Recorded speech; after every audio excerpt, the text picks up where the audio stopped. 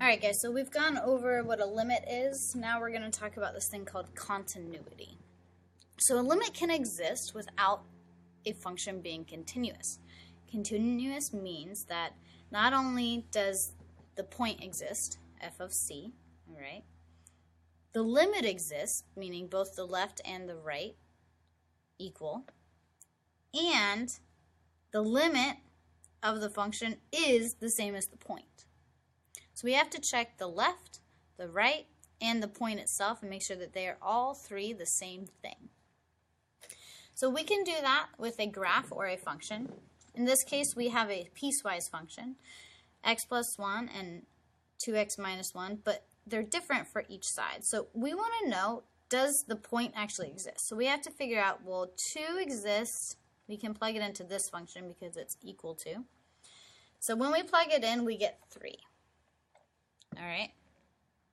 Now we're going to look, does the limit exist? So does the limit from the left equal the limit from the right? So the limit from the left gives us 3. 2 plus 1 is 3. And the limit from the right, 4 minus 1, is also 3. So we've satisfied 2 things. Now we need to double check that does the limit equal the actual point? So the limit was 3.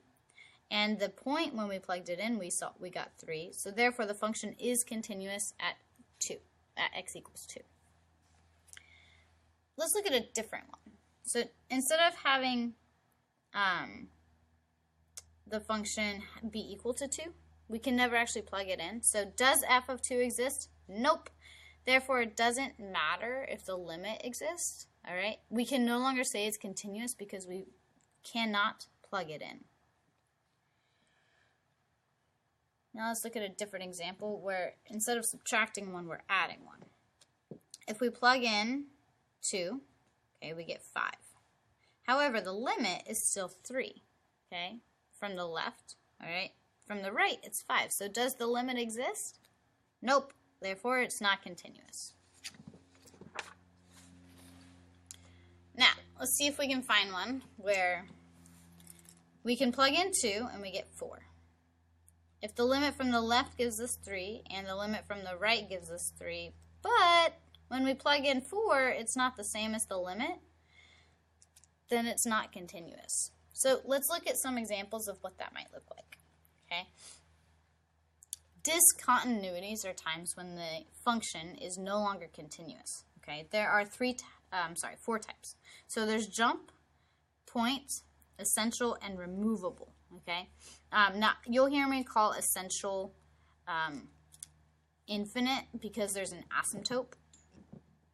So a jump discontinuity occurs when there's like a break. Okay. So let's look at the graph. Okay.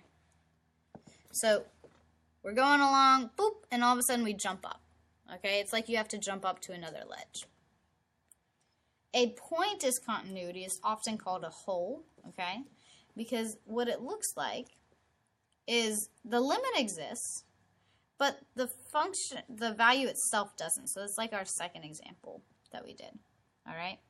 And over here, if we looked at the algebra side, the limit from the left does not equal the limit from the right. So the next type is an essential discontinuity, and that's when there's a vertical asymptote. So you'll hear me say this is the infinite discontinuity. And what that means is it's infinitely going in the wrong direction. Okay, so this one, the limit doesn't exist because the limit from the left is negative infinity and the limit from the right is positive infinity. So therefore that's discontinuity. Here the limit exists, but we can never actually plug in this value because there's an asymptote there. So regardless of the limit working, it doesn't work. Removable discontinuity is very similar to the point discontinuity or the hole, except for instead of having a point above or below, there's just nothing there. You cannot plug it in, okay? So those are the 4 types of discontinuity. So now what we can do is we can practice some examples. So we're going to do this one right here. If we graph the function, on the left up to 2, we get a straight line. And on the right, it is quadratic, so it's going to be curved. All right. This one would be what type of continuity?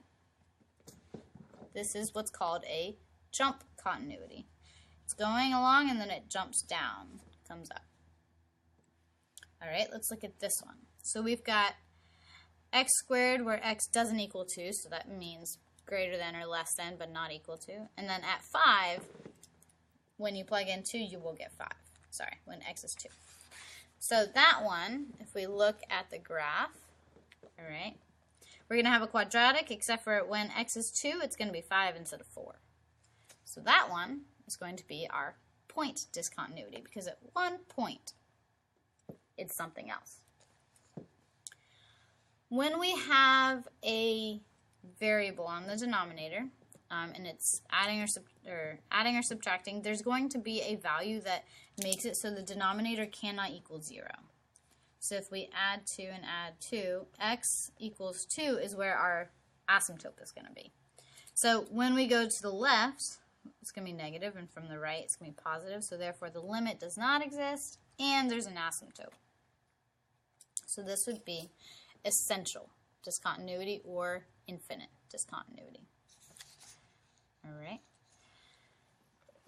Over here, let's say you've got two quadratic functions and you can factor both. See how the x minus 5 can reduce? That means that there's going to be a hole. Okay? So we simplify this. There's also going to be an asymptote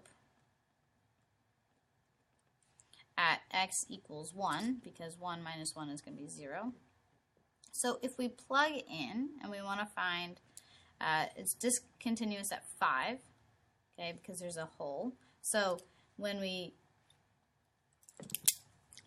plug in 5 up here, it's going to give us 1/2, all right? But the original function was continuous at 5, it would have a 1/2. But that's the same as saying the limit as x approaches 5, okay? If you want to try some problems, go ahead and do this one. So test the conditions necessary for continuity, okay?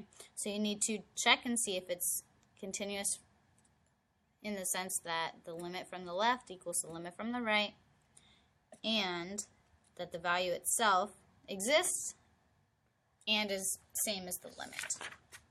Okay, so here are some practice problems. Okay, if you want to check the answers, then you can bring them in and I will show you the answers. Otherwise, we are done for discontinuity.